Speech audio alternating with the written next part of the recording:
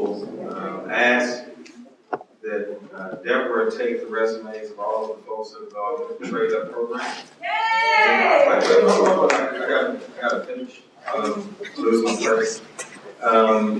We'll take the resumes that we have of the people that have not been placed, and then we will create a track for you in the city of Atlanta, because we get about 35,000 applications for jobs a year. But I'll personally ask the Commissioner of Human Resources to work particularly hard with regard to placing people that have finished the trade-up program during that. The second question, tell us about fire station number 7. I know while you were running for office, you had a press conference in front of fire station number 7. You had several conversations about fire station number 7. Councilmember Winslow was here and mentioned fire station number 7. I want to know from you, or we want to know from you, what is going to be done about the opening or reopening of fire station number 7. I'll be happy to tell you about that. As most of you in the room know, when I got elected mayor, we had a $48 million budget shortfall. So we had to do a number of things really to repair the finances of the city. We finished fiscal year 2010 with about $10 million in excess cash. We finished 2011 about $2 million under budget. So now we're in a fiscal position to go forward. We're going to open fire station number 7. It's going to be used for emergency services personnel. So it's not going to be used for a fire truck facility, but it will be used to distribute first responders throughout that quadrant in the city.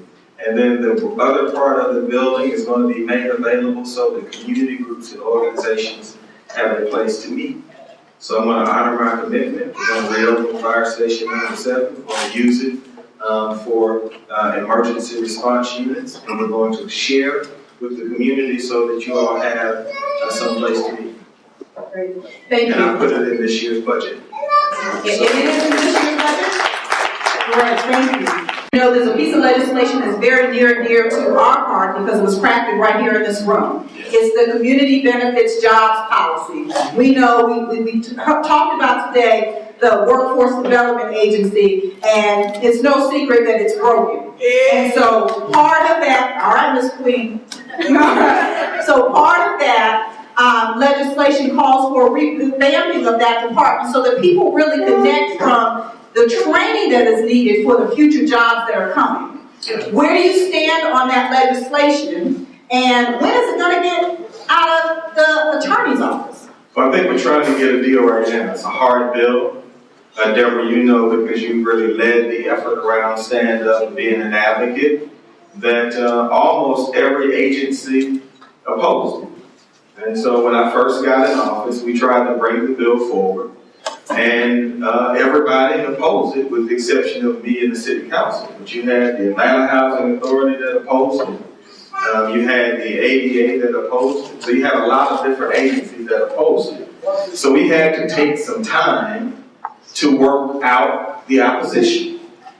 And that process, you have to do this in budget cycle. So I've been mayor 22 months, and we now have a revised draft of the bill, and I'm leading the negotiations myself because others have been leading negotiations and we don't have a deal. So I imagine now that I'm leading the negotiations, we'll get a deal faster. Hello, I'm Kaseem Reed. I'm the mayor of Atlanta, and I could not be more thrilled about the extraordinary partnership between the Atlanta Better Buildings Challenge and Emerald Cities. This is an important initiative that is going to result in reducing energy usage by 20% by 2012. We're actually going to try to do it faster here in the city of Atlanta with the help of our extraordinary partners at Emerald Cities and partners throughout our community in the city of Atlanta.